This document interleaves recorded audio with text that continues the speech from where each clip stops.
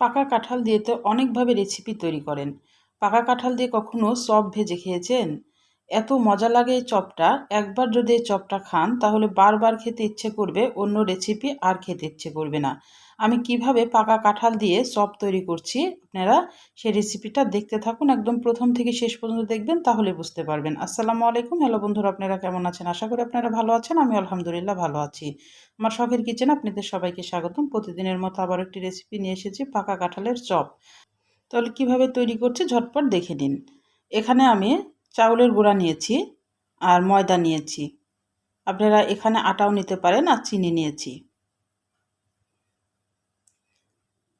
এবার baking soda দিয়ে দিলাম অল্প একটু, তারপরে লবণ দিয়ে দিলাম। এখন ভালোভাবে এটাকে মিশিয়ে নিতে হবে।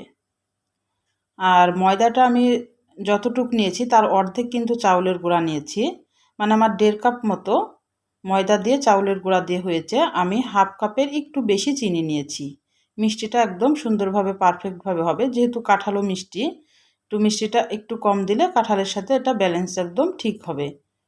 এবার আমি অল্প একটু কালো জিরা দিয়ে দিলাম। কালো জিরাটা দিলে চপটা খেতে কিন্তু খুবই মজা লাগে। এবার অল্প অল্প পানি দিয়ে এটাকে এখন একটা ডো তৈরি করে নেব। চপের যে ডো তৈরি করি আমরা, ব্যাটারটা সেই রকম ব্যাটারটাকে তৈরি করে নিব। অল্প অল্প করে পানি দিতে হবে। পানিটা একবারে ঢেলে দিলে কিন্তু ব্যাটারটার পরিমাপটা বোঝা যাবে না। সেজন্য অল্প করে পানি দিতে হবে আর ব্যাটারটা তৈরি করতে হবে। এখন ভালোভাবে এটাকে মিশিয়ে নিতে হবে, কোনো দানা যেন না থাকে। একদম ভালোভাবে এটা একটু ফেটিয়ে নিতে হবে। তারপরে এটাকে এখন আমি আধা ঘন্টার জন্য রেস্টে রেখে দেব। এবার আমার লাগবে পাকা কাঁঠাল, আর এই কাঁঠালটা অবশ্যই একটু শক্ত টাইপের হতে হবে। ল্যাকটা কাঁঠাল যদি নেওয়া হয় তাহলে চপটা কিন্তু ভালো হবে না। কাঁঠালটা দেখে বুঝতে পারছেন, একটা মানে শক্ত কাঁঠাল থাকে, সেই কাঁঠালটা নিলেই কিন্তু চপটা বেশি ভালো হয়। আমি এবার ভিতরের বিচিটাকে ফেলে দিচ্ছি।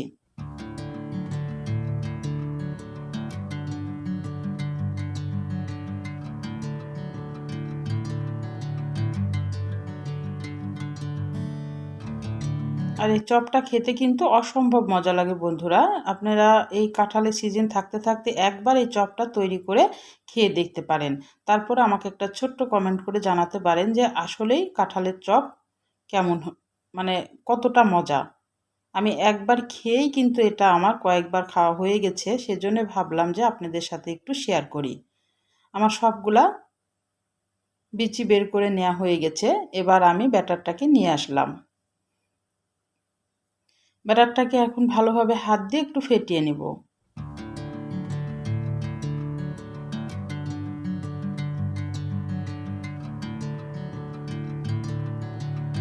ফেটানো যখন হয়ে যাবে তখন একটা কড়া তুলে এইভাবে, যেভাবে আমরা বেগুনি তৈরি করি সেম এভাবেই তেলের পুরে ছাড়িয়ে দিতে হবে। তেলটা হালকা গরম করতে হবে, তারপরে একদম মিডিয়াম আঁচে এটাকে ভেজে নিতে হবে।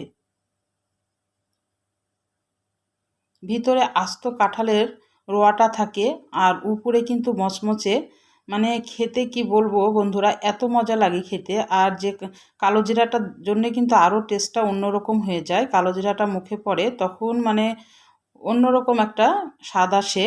মানে কাঁঠালের বড়াও তো আপনারা খেয়েছেন, কিন্তু এই চপটা এইভাবে তৈরি করে খেয়ে দেখবেন, দিয়ে অবশ্যই আমাকে একটা কমেন্ট করে জানাবেন।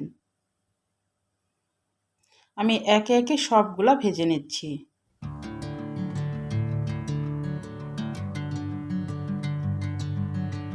তাহলে আমার রান্নার যদি কোনো অংশ আপনাদের ভালো লাগে, প্লিজ আমার চ্যানেলটাকে সাবস্ক্রাইবার করে দিন, একটা লাইক দিয়ে রান্নাটা দেখা শুরু করেন, ছোট্ট একটা কমেন্ট করে জানান আমার রান্নাগুলো কেমন লাগে। পাশে থাকা বেল আইকনটা প্রেস করে দিন, আমি যখন এরকম নতুন রেসিপি আপনাদের মাঝে হাজির করব আপনাদের কাছে যেন আগে ভিডিওটা চলে যায়। আপনাদের একটা লাইক, একটা কমেন্ট কিন্তু আমাকে অনেক উৎসাহ করে। আর অবশ্যই শেয়ার করে দেবেন বেশি বেশি বন্ধুদের মাঝে।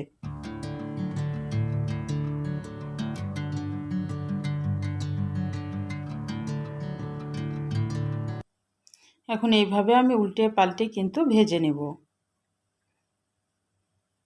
ভাজতেও খুব একটা সময় লাগে না, এটা খুব তাড়াতাড়ি কিন্তু ভাজা হয়ে যায়। আমার সবগুলা কাঁঠালের, পাকা কাঁঠালের চপ ভাজা হয়ে গেছে।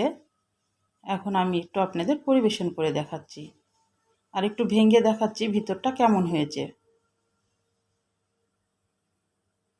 আস্ত রোয়াটা কিন্তু একদম সুন্দরভাবে আছে, আর খুবই একটা মজাদার খাবার।